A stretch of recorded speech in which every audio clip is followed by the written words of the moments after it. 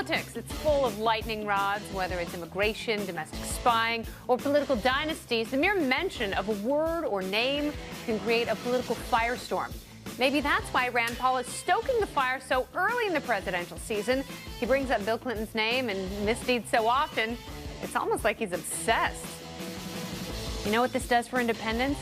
It extinguishes the heat and curiosity they'd have for an otherwise smart, straight shooter. Why rehash the past, Rand? Are you worried you can't take down Hillary by the weight of her own failures? Frankly, hearing about Monica Lewinsky for the sake of political arousal is a big turnoff. If you want independents on your side, stick to the issues, man. Oh, by the way, this is The Independents.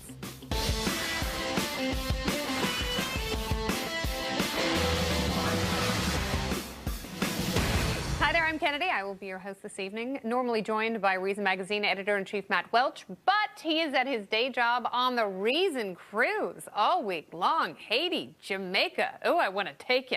As always, I am joined by entrepreneur Kmele Foster from Free Think Media. And rounding us out, it's this hour's special guest, Reason senior editor Peter Suderman. We are The Independents. Also with us on the party panel, it's stand-up comic Katherine Timpf and Basil Smikle, a Democratic political consultant, and he's an adjunct professor at Columbia University right here in New York City.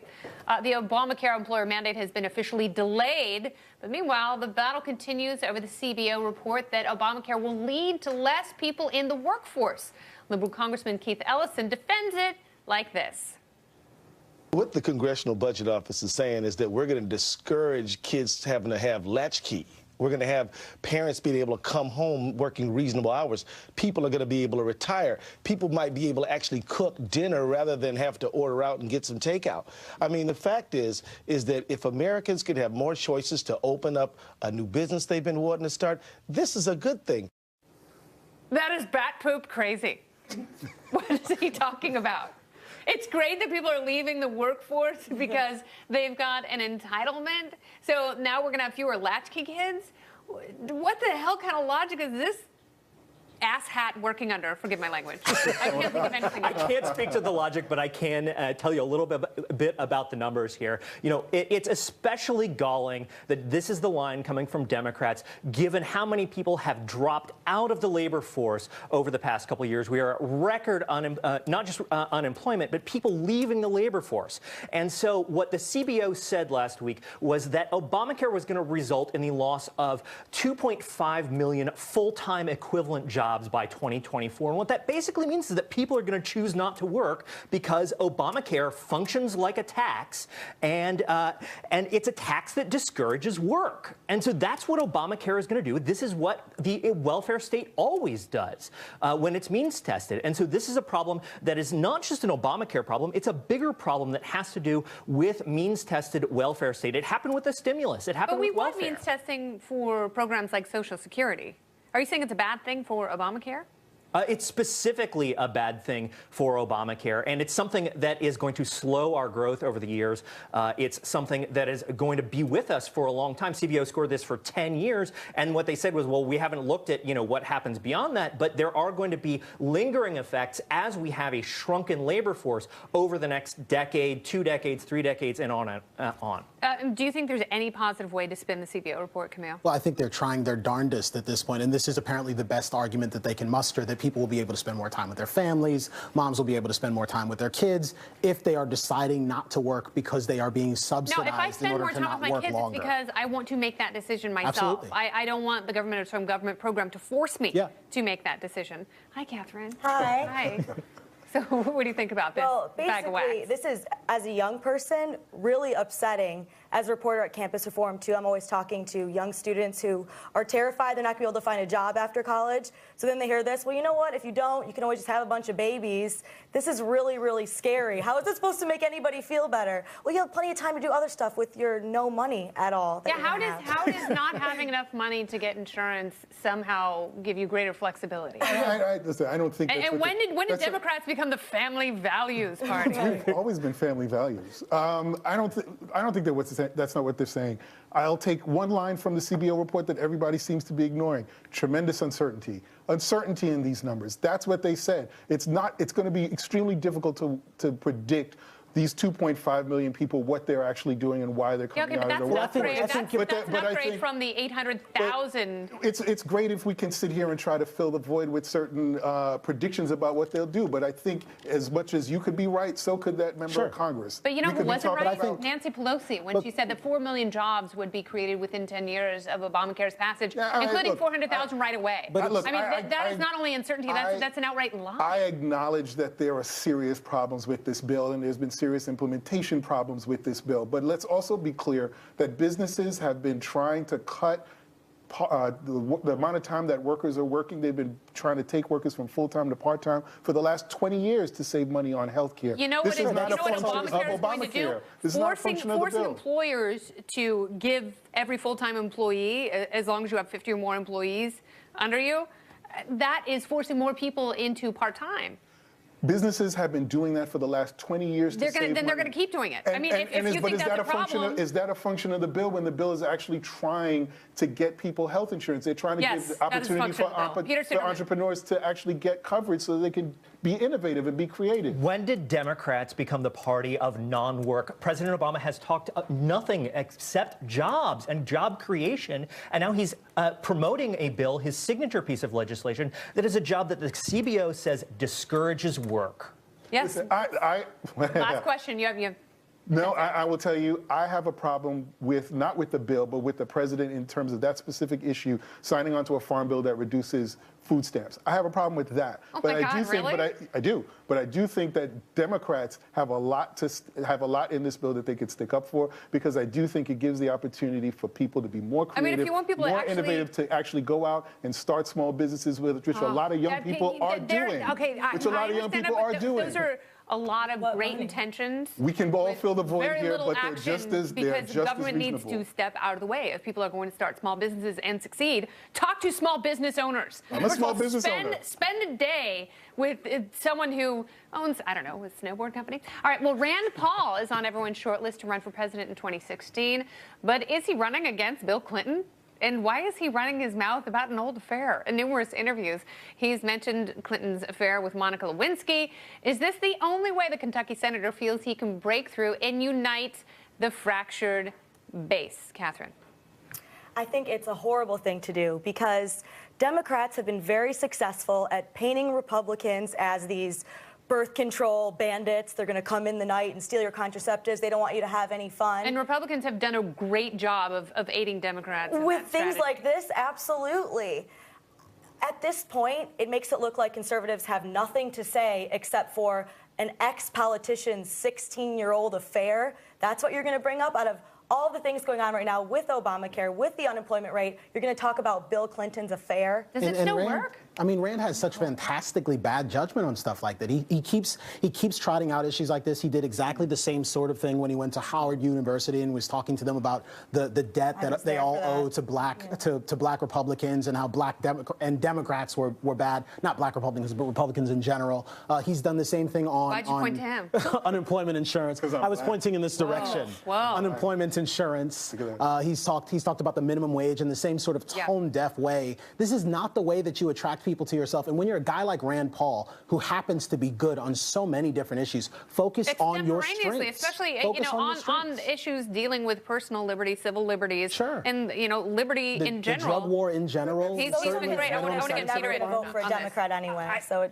I mean, I just don't understand what Rand Paul thinks he's going to get out of this. He's reminding people that Hillary Clinton comes as part of a package with Bill Clinton, the most economically successful president of the last 30 years or so, a guy who reduced deficits, reformed welfare. And still more popular than the current president. By 25 points. That's right. And it's not exactly an attack line that he can use, say, in a debate against Hillary Clinton. I mean, it's something that's going to come back to bite him. Well, and it's also something that paints Hillary Clinton in sort of a sympathetic light, because it's like, oh, that's right, she had to deal with all that. And, she was still loyal to her husband. So I don't think if he is trying to attack Bill to bring down Hillary, bad strategy. And it does totally turn off independence. And her haircut is an abomination. Seriously, sister, you've got millions of dollars. Go find a good stylist. I said it in 1992. I'm saying it again now. Well, as you probably noticed, we often put your tweets on the screen because we adore you. And tonight, we're going to read some more at the end of the show. So keep them coming. Keep them clean, too. Come on, people. And later on, a Texas congressman used his pretty mouth to drive a Liberty shiv into a deputy attorney general. And a big gay defensive lineman is headed for the NFL. Could the league have its first out player? We'll scratch and sniff with a former NFL player next.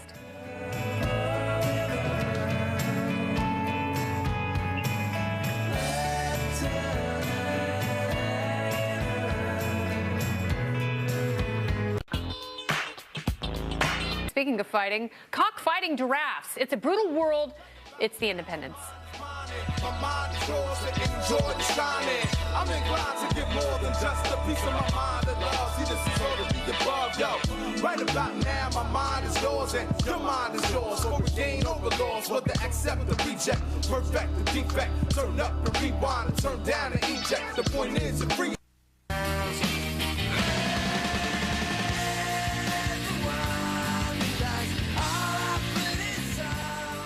Welcome back to the Independence as we welcome back our party panel, Katherine and Basil. New York police, they have just broken up a cockfighting ring. Good thing I included the word fighting in there, otherwise I would have gotten a strongly worded memo from Kevin McGee. I love you, Kevin. Thousands of birds were cuffed and rounded up. So much for the end of stop and frisk. How barbaric is the sport of cockfighting? Suderman, over here. It's totally barbaric, right? Yes. Totally barbaric. It's awful. And it's incredibly, I mean, oh, that's what I got for you. You've got roosters who are in cages and they strap razor blades to them and then they fight to the death. These poor birds. Razor blades? Have you not heard of cockfighting? I have, but you know, I'm sort of in the pristine mode of cockfighting, if there is such a thing. A purer form. Like insulting each other? Yes. I'm not for body armor on my roosters. More elegant. Roosters and Kevlar, yeah. Yeah, Kevlar. It's horrible. I can't imagine that. How did all of this go undetected for so long? That's my question. That's a big party. It's horrible. I guess the Department of Homeland Security was involved in the raid, though. I don't really know how it's a national security threat. I'd be kind of interested to know just what, maybe they should, you know, they have a lot of important things to do. There are a lot of Latino cultures. Making sure I don't bring vitamin water on the airplane. It's a subculture within many Latino communities, so there you go. That might be your answer. Kmele, should cockfighting be illegal? I hate cockfighting. I think it's awful and terrible. I didn't ask you if you like cockfighting. But no, people shouldn't go to prison if they're involved in cockfighting. I agree. Yeah. I agree. No. Really? You should just be able to felony charges. Felony charges. The notion, well, we could talk about dog fighting too. I love dogs. I would never want to hang out with I have a dog. My dog, Knox. Maybe we have a picture of Knox, my dog. Really? Well, this is, seriously? Yeah, look, that's Knox. Should Michael Vick have gone to prison? I don't think. Should Michael Vick have gone to prison? I think we should be able to castigate people, call them names, even fire them for their job if they do things that we don't like. So you should be able to torture animals. Put them in a public square. Here's the reality. We have this charismatic megafauna, which are in a special category and we're not allowed to harm. And then we have cows, which we are allowed to put into small boxes from the moment that they're born. I think that's kind of like torture. This is veal. It's never allowed to walk. And then we cut it into small pieces and consume it. This is what I'm talking about. So I think it's a little strange. But they're hurting each other. I do consume roosters. Sometimes they hurt each other. And sometimes they're asked to hurt one another. And I think it's terrible. I think it's awful. The question becomes, when people do awful things to animals or to themselves, do we get to incarcerate them? And for me, no, because the answer Plato is said probably no man can truly harm himself. That's interesting. Yeah, it is interesting. Yeah, and I think that sounds right to me. Yeah.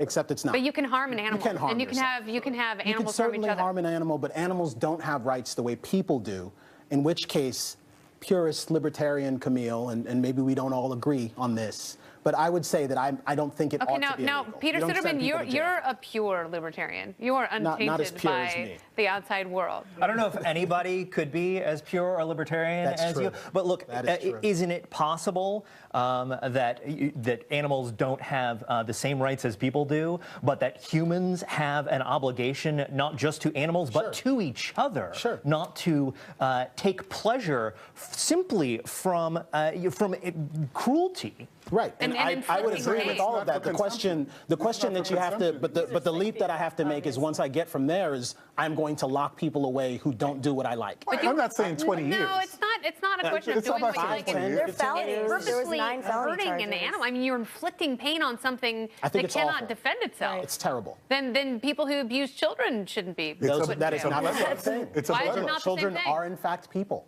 They are people. They are people, they have but rights, like I mean, people have rights. You could argue that a smart dog has the same rational capacity as a young child.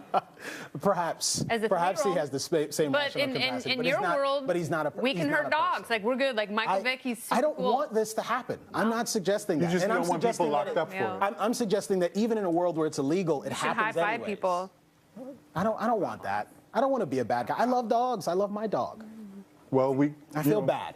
Look, I feel social- bad now. Well, our dogs can fight then, and none of us will get in Yeah, trouble I for would it. like, None of us will this get is what I in want to trouble. do. I want to take my roosters and strap razor blades to its body and let it loose on your dog. That would be How happy would you terrible. be? I would be Camille? How miserable. happy would you I don't be? want that. Yeah, of course you don't want that, and you would want my ass thrown in jail. Exactly. I would never Because want I'd be you a to bad person, and I have given up some of my rights by hurting animals.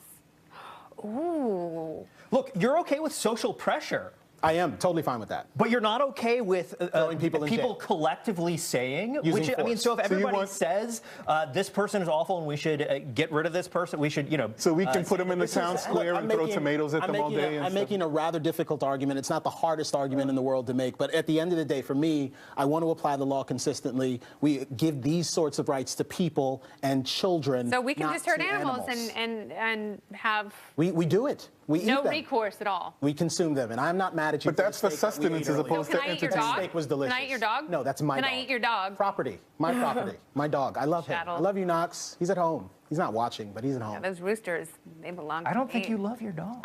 Wow. The dork off is coming. Who is a bigger nerd, Peter Suderman or Kmele Foster? We'll put comics and zombies to the test. There can be only one. Stay with us.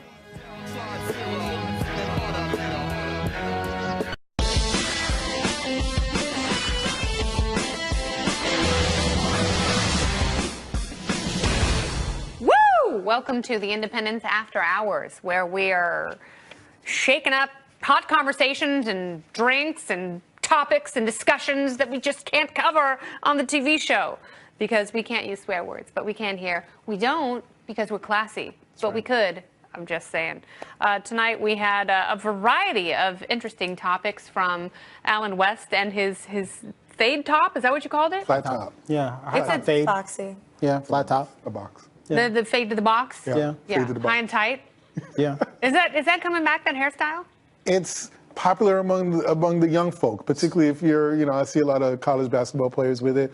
But like when it gets salt and peppery, it's pretty much time to. It's a call it. different hairstyle then, isn't Yeah. it? Yeah, And it he's really held on to it for a while. I mean, he has been faithful to that particular do. I think it may be time to try something a little different. It might. Close, tight, fade the I think temples. he could do what Catherine's done. Yeah, I think very it would. successfully. Perhaps he would need some extensions. Right, But that's something that they do occasionally. They do, So that'd yeah. be He can fun. get dreads.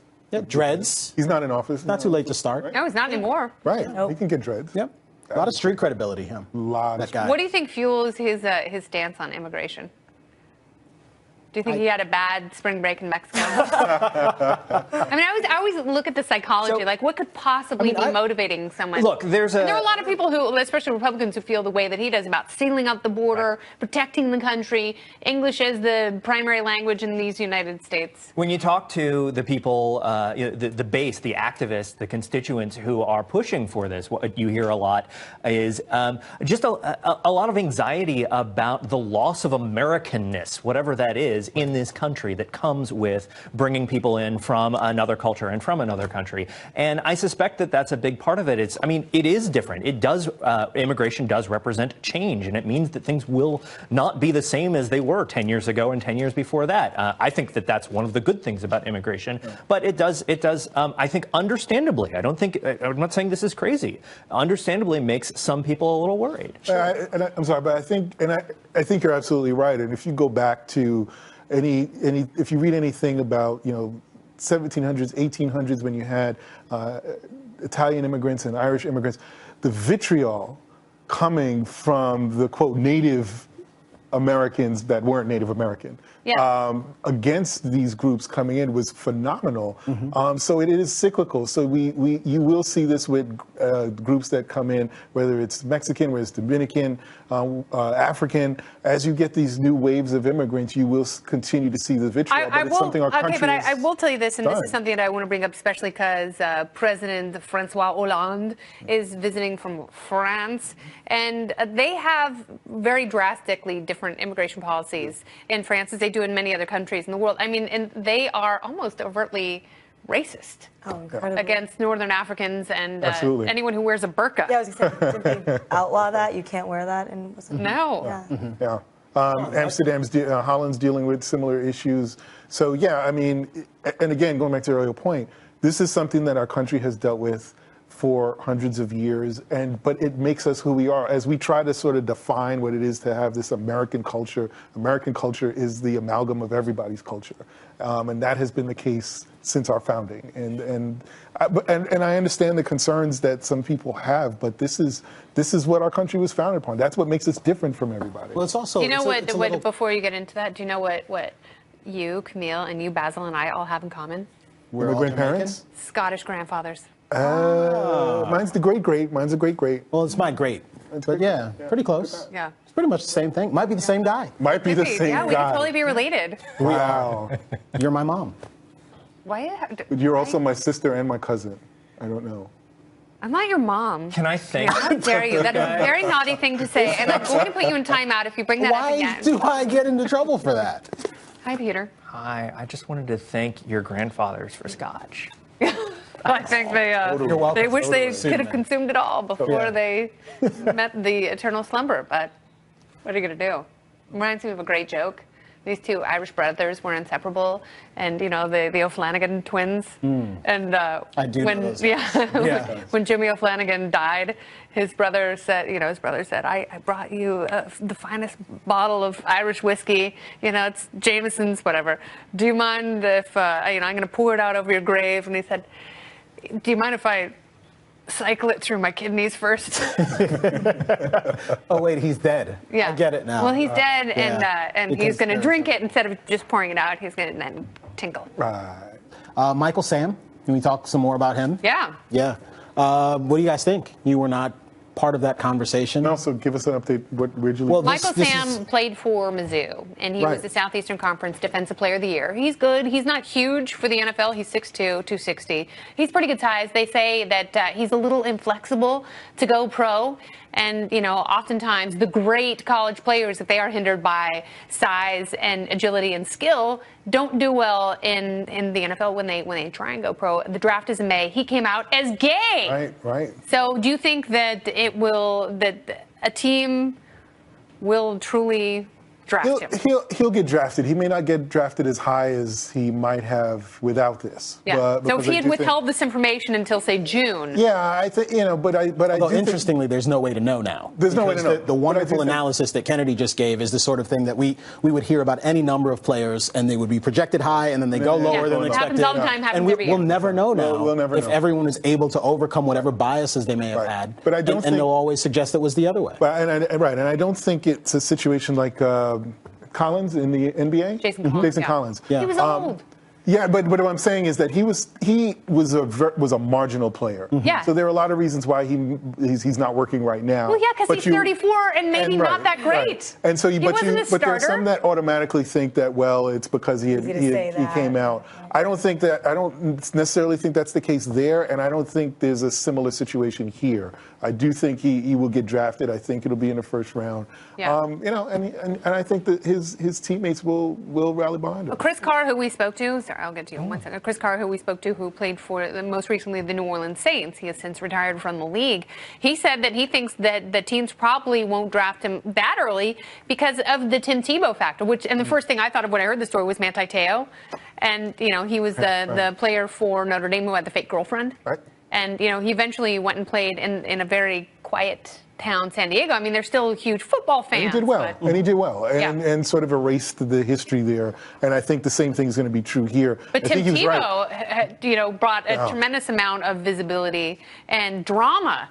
As and I think that's right. You don't, as a coach and as players, you want to make sure it's always about the football, and you want to take attention. You don't want to call a lot of attention to yourself for things other than that. Yeah. So I think that's an important concern. But if he can say, look, I'm playing for you. You tell me what I got to do, and I will do it. And as long as his teammates rally around him and maintain the privacy and the respect and the discretion, then I think it'll be there's successful. some dudes that are just still jerks about it, though. Probably are. Yeah. What's up, Peter? Jerks about everything, though. For Not one everything. reason or Are you another. going through a breakup? There's people. No, but there's people. There's a whole list of reasons that somebody could hate somebody besides.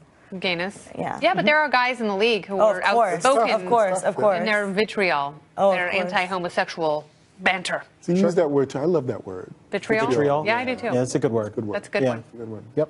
Where does this go? I mean, do you folks think that this is something that is going to become a lot more common? That we just, I mean, is it something that sort of changes very slowly, where we see maybe one person and next season another Yeah, I'm shocked person it's come out, taken or is this it long. something where in one season we're going to see a dozen pro football players or pro Well, there are pro athletes? 1,600 NFL players. How could none of them be gay? Just this one. Yeah, and he's not even in the NFL yet. Right. You have to presume that there are gay players playing who are not out yet, right? And that this is so. Is this the kind of event that makes it easier for them to come out if they want to, or is this something that's sort of a one-off event? My friend Megan had a wonderfully wise quote on her computer as we sat side by side and studied at UCLA, and it was a beautiful picture, like something you'd seen in Airplane magazine, of a lovely sheet of grass, just a grassy field, and it said, the tallest blade of grass is the first to meet the mower.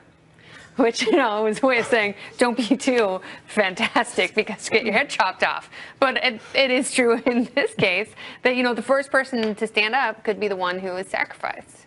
Yeah, interestingly, though, my response to this, and perhaps it's just my bias, was, so what? Yeah, Like he that's a said great it. response. And my hope, though, is that the second and the third one, that is truly the response. Yeah. And at some point, there's 15, 20 guys. We have no idea. No one really cares. It doesn't matter to me who you're sleeping with. So I actually hope that it goes a lot more that way, as opposed to you declare you're getting ready to be in the draft. Hey, are you gay? And you fill out this questionnaire. And it's generational, too. So I do think maybe 40 years ago, 50 years ago, it would have been a very different situation. Sure. And it was, because we didn't hear about it. 4 years ago, it was a different situation. Sure. But I do think the comment that was made earlier, his teammates might protect him, but what he may get from the stands is a whole other story. Yeah. And so the question is, can you, are you ever ready for that? I mean, we saw there's a story about the striker in Europe, I think. Robbie Rogers. Right, is playing for Europe. Who's the subject of all these racial taunts, and he was crying. I mean, so it's tough. It's tough to go out there and try to be, perfect every night, be athletic, support your team, win for your team, and you have to deal with this as well. I bet that couldn't happen here, though. I bet that couldn't happen here. If you were in the stands and you were screaming racial slurs at an NBA basketball game, I bet someone in the stands would stop. I've heard it in baseball games. I have to think the same thing. But I think, but I That a suspect world the peace same would thing. go up and punch you in the mouth. That actually could happen. Yeah. That happened in a college game the other day, right? Yeah, could happen. the guy from Oklahoma State pushed a fan. Yeah. And it got happens. suspended. I've heard it in baseball games. I mean, it's still out there. It still happens. All right, well, You should have Basil and confronted Katherine, that. thank you for being a part of the show and part of the Independence After Hours. Thank you. The sexiest part of the Fox business lineup right here. All right, well, Peter, we will see you again Wednesday night. And I'll see you again. Absolutely. Hang around until then, and we'll talk to you tomorrow at 9 p.m. Eastern, 6 Pacific, only on the Independence. There are all of our handles, so tweet us and like us on the Facebook and send us letters that Bernie Macsmith can read and embarrass us publicly. We love you. Good night.